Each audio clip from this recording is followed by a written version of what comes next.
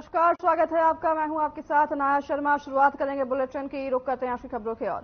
प्रमुख गृह सचिव संजय प्रसाद ने जारी किए हैं निर्देश, और जिसमें सभी डीएम, एसपी और पुलिस कमिश्नर को निर्देश दिए हैं। आपको बता दें कि टॉप 10 अपराधियों के दोष सिद्ध करवाए हैं संजय प्रसाद ने, और शासन के आदेशों का कड़ाई से पालन हो सके, ये संजय प्रसाद ने बयान दिया है। वहीं आपको बता दें कि अदालतों में कड़ी पैरवी पुलिस कर रही है, जिस पर भी संजय प्रसाद ने बोला है।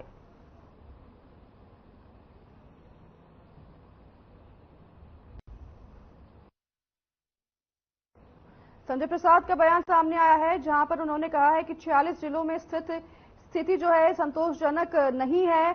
और खोराबार टाउनशिप एवं मेडिसिटी योजना के फ्लैट्स के ई लॉटरी के कार्यक्रम को और माई जीडीए ऐप का शुभारंभ भी आज यहां पर हुआ है। मैं इस अवसर पर अभी जिन लाभार्थियों को अपने ई ऑप्शन के माध्यम से उनके फ्लैट या भूखंड प्राप्त हुए हैं, या जिनको इसके बाद मिलने वाला है, क्योंकि नाम 6 का ही बोला गया है, लेकिन मिलेगा कई लोगों को, जिसमें 560 ईडब्ल्यूएस के फ्लैट मिलेंगे, 440 एलआईजी के फ्लैट मिलेंगे, 420 mini LIG flat, 560 MIG flat, 116 LIG भूखंड, 89 एमआईजी भूखंड और 106 एचआईजी भूखंड। ये सभी इस न्यू जो टाउनशिप बन रही है खोराबार के पास, इतने लाभार्थी इससे लाभान्वित होंगे। आज कुछ लोगों को की लॉटरी निकली है, उसमें से 6 को हमने यहां पे भी उनके प्रमाण पत्र दिए हैं, उनको भी, और जिनको इसके बाद मिलना है उन सबको मैं इस अवसर पर हृदय से बधाई देता हूं, और गोरखपुर विकास प्राधिकरण को विकास की इन सभी योजनाओं के लिए धन्यवाद देते हुए पूरा महानगर गोरखपुर विकास प्राधिकरण के विकास की परियोजनाओं का लाभ लेगा, इसके लिए हृदय से गोरखपुर वासियों को मैं बधाई भी देता हूं। भाइयों बहनों, हम सब जानते हैं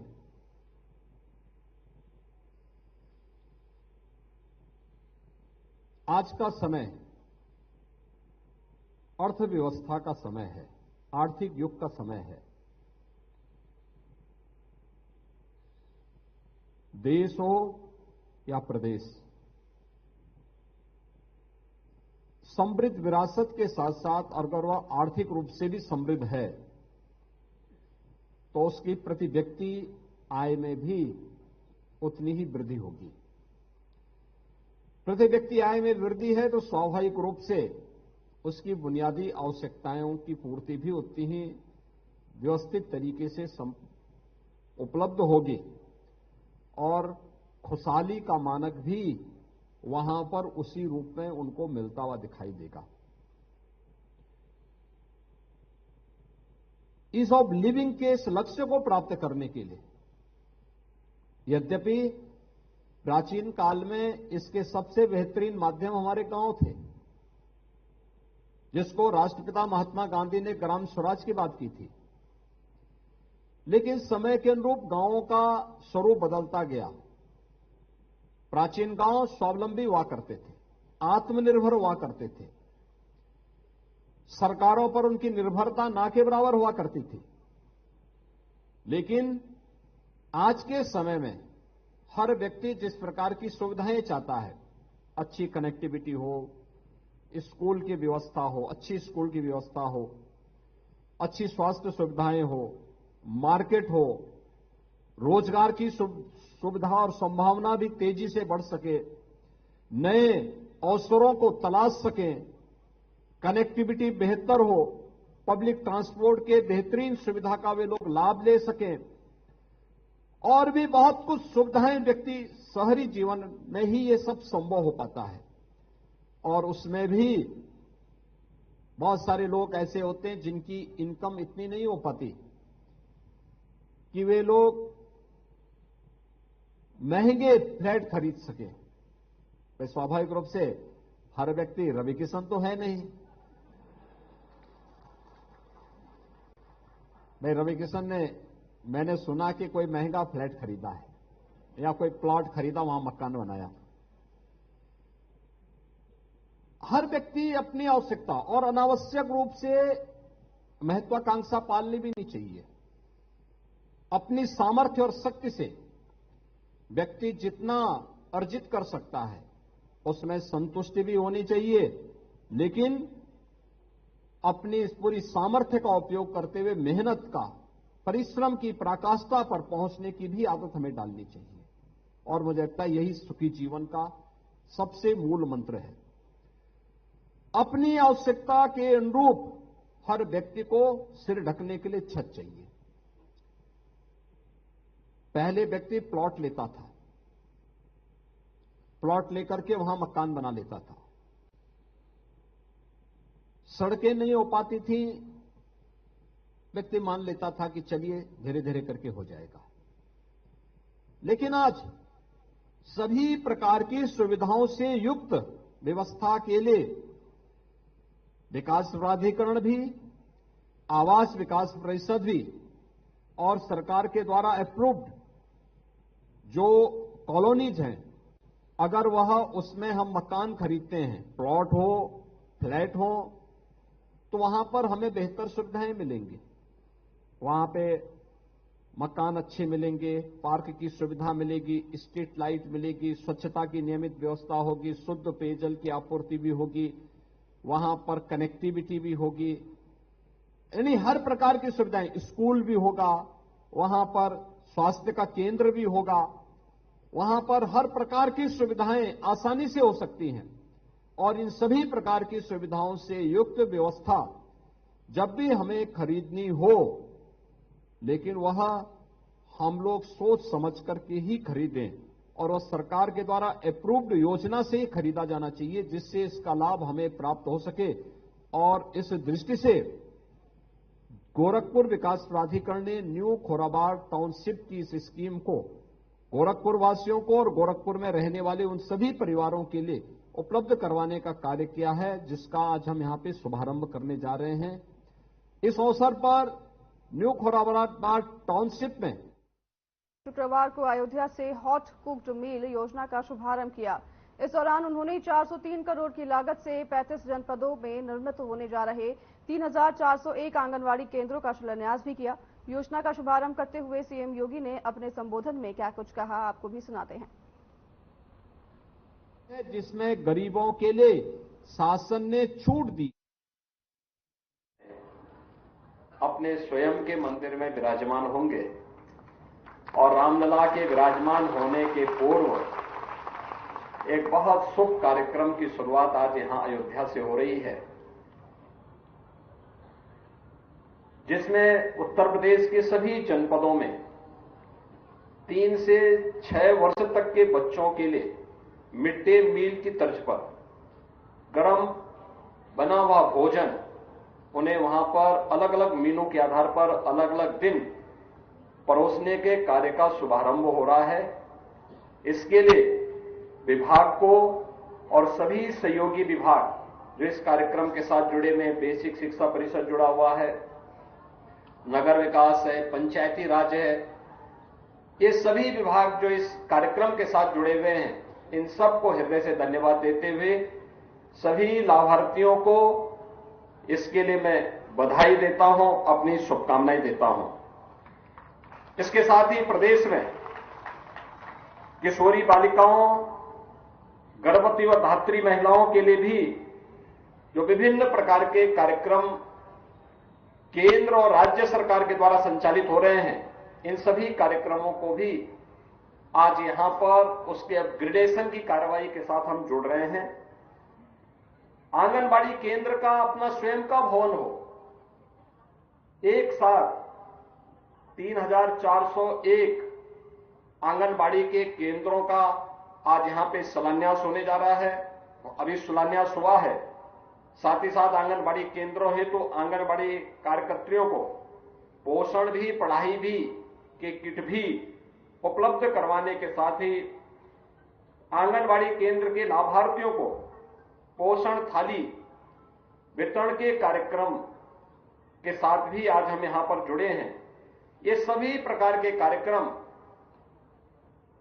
प्रदेश के अंदर आदरणीय प्रधानमंत्री जी की मंशा के अनुरूप एक सुपोषित और स्वस्थ बालक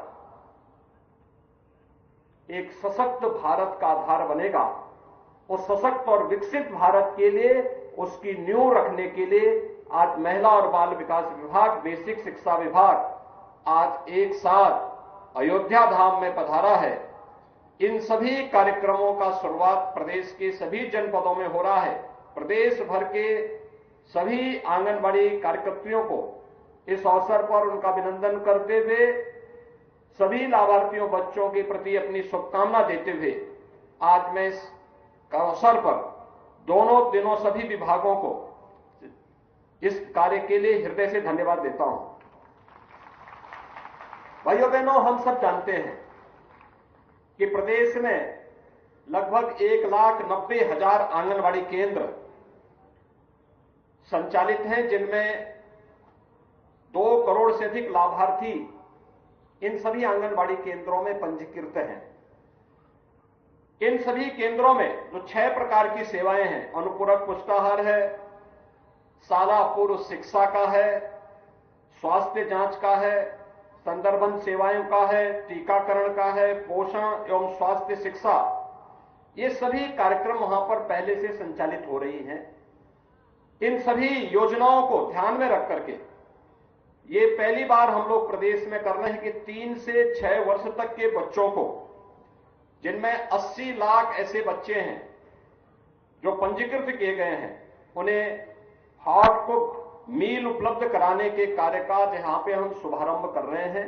और ये मेरा सौभाग्य है कि रामलला के अपने धाम में विराजमान होने के पूर्व आज मैंने इन बच्चों को यहां पर इस योजना के साथ जोड़ा है। मुझे अत्यंत आनंद की अनुभूति इस कार्यक्रम के साथ हुई, क्योंकि बच्चे तो भगवान के रूप होते हैं और आप सौभाग्यशाली हैं कि कान्हा को द्वापर युग में यशोदा मैया ने बचपन में उनको पाला होगा, पोसा होगा। आज तो आपको ऐसे सैकड़ों कान्हाओं को उनकी सेवा करने का, उनके पोषण करने का, उनको स्वस्थ रखने का और सशक्त भारत की आधारशिला को मजबूत रखने का सौभाग्य प्राप्त हो रहा है। इसको हम सबको एक अवसर मानना चाहिए और ईश्वर के द्वारा प्रदत्त इस अवसर का हम लोगों को लाभ लेकर के इस कार्यक्रम को सफलता की नई ऊंचाइयों तक पहुंचाने के कार्यक्रम के साथ भी जोड़ना चाहिए। इसके साथ ही विभाग के द्वारा जो विभिन्न कार्यक्रम यहां पर प्रारंभ किए गए हैं, वे सभी के बहुत बेहतर परिणाम भी सामने आ रहे हैं। जैसे पिछले 6 वर्ष के अंदर जो कार्यक्रम प्रदेश भर में प्रारंभ हुए हैं, आज उसका परिणाम क्या है। इस दौरान हम लोगों ने काफी रिफॉर्म भी किए हैं। पहले पोषाहार की जो योजना थी, इसके बारे में बहुत सारे प्रश्न खड़े होते थे। आज यहां पे प्रदेश ने महिला स्वयंसेवी समूहों के माध्यम से जगह जगह पोषाहार के हर विकास खंडों में उसके प्लांट स्थापित किए हैं और उसके परिणाम भी सामने आए हैं। आज एक नई योजना इसके माध्यम से हम प्रारंभ कर रहे हैं और इन सभी योजनाओं को जब हम एक साथ जोड़ करके देखते हैं तो परिणाम हम सबके सामने आते हैं कि राष्ट्रीय स्वास्थ्य परिवार कल्याण और स्वास्थ्य सर्वे का जो 2015-16 के सर्वे हैं, अगर हम उनको 19 और 21 के बीच के स्तर पर देखेंगे तो आपको लगेगा कि वास्तव में आपके द्वारा किए गए प्रयास के अच्छे परिणाम सामने आ रहे हैं। भारत सरकार इस दिशा में निरंतर इनका परीक्षण करती है, सर्वे करती है और फिर उनके परिणाम भी घोषित करती है। जो गत परिणाम हैं 15-16 की तुलना में 19 से 21 के बीच के, वह काफी उसमें सुधार हुआ है।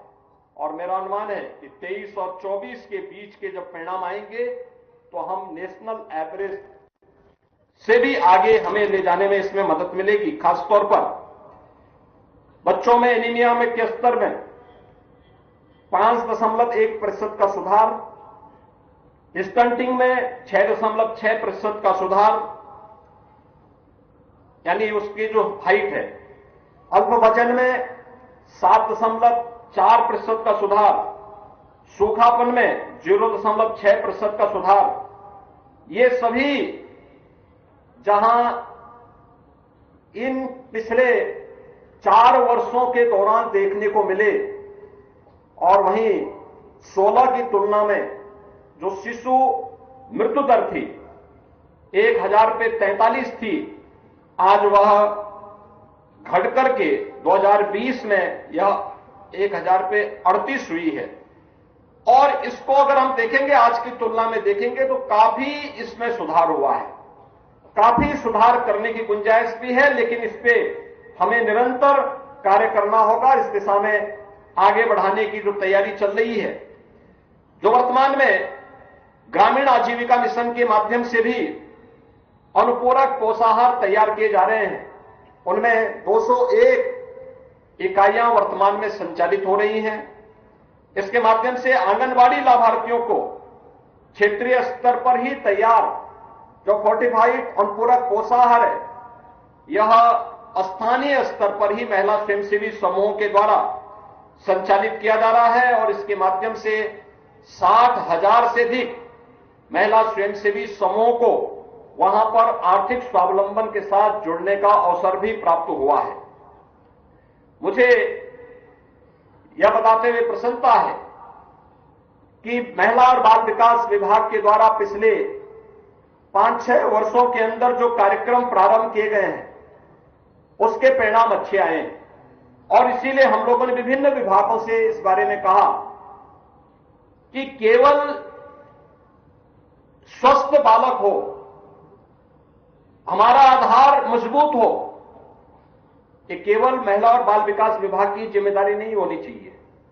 बेसिक शिक्षा विभाग इसके साथ जुड़े, पंचायती राज विभाग जुड़े, नगर विकास विभाग जुड़े, और ये सभी विभाग मिलकर के अगर एक साथ मिलकर के इन कार्यक्रमों को आगे बढ़ाने का कार्य करता है, तो उसके बेहतर परिणाम भी हम सबके सामने आएंगे।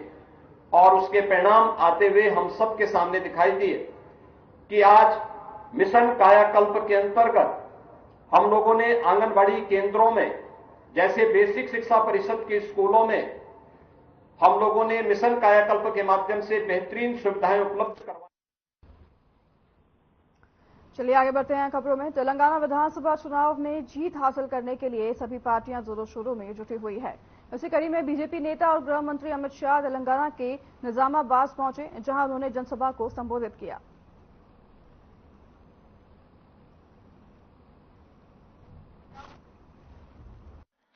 नवनाथ सिद्धेश्वर स्वामी को प्रणाम कर मेरी बात की शुरुआत करना चाहता हूं। माताओं, भाइयों, बहनों, ये तेलंगाना में बीआरएस सरकार ने 10 साल में तेलंगाना को बिल्कुल बर्बाद कर रख दिया। इन्होंने जितने भी वादे किए थे, वो सारे वादों पर केसीआर खरे नहीं उतरे। उन्होंने कोई काम नहीं किया है, एकमात्र काम किया है केटीआर के लिए हजारों करोड़ रुपए का करप्शन करने का काम इन्होंने किया। भाइयों और बहनों, यहां की ही बात करें, आरटीसी बस डेपो की भूमि पूजन 1988 में हुआ था, मगर इसका बस डेपो आज भी नहीं बना। और यहां के विधायक बस डेपो के लिए एलोटेड भूमि को कब्जा कर वहां शॉपिंग सेंटर बना दिए। अब भाई शॉपिंग सेंटर में बस खड़ी रह सकती है क्या? रह सकती है क्या? मैं केसीआर को पूछना चाहता हूं, अगर विधायक ने शॉपिंग सेंटर बस स्टेशन की जगह पे बना दिया तो आपने टिकट क्यों दिया? अरे भाई क्या आप समझ नहीं रहे हो? टिकट का भी वहां डीलिंग होता है, डीलिंग होता है। भाई और बहनों, भारतीय जनता पार्टी में नरेंद्र मोदी जी ने तय किया है कि हम नेशनल टर्मेरिक बोर्ड बनाएंगे हल्दी के किसानों के लिए, जिससे हल्दी के किसानों को अच्छे दाम भी मिलेंगे, वैल्यू चेन बनेगी, एक्सपोर्ट भी होगा और हल्दी से दवाइयां बनने का बढ़ोतरी के लिए रिसर्च भी हम चालू कराएंगे। हमने तय किया है निजामाबाद जिले में बहुत बीडी वर्कर्स है, 500 बेड का बीडी वर्कर्स के लिए एक्सक्लूसिव अस्पताल भारतीय जनता पार्टी बनाएगी। हमारे उत्तर तेलंगाना से लाखों लोग गल्फ कंट्रीज में और दुनिया भर में जाते हैं। हमने तय किया है कि एक एनआरआई मिनिस्ट्री उनके लिए बनाकर उनकी चिंता करने। तो चलिए, फिलहाल इस बुलेटिन में हमारे साथ बस इतना ही। मैं नाया शर्मा अब आपसे लूंगी विदा। मुझे दीजिए इजाजत। नमस्कार।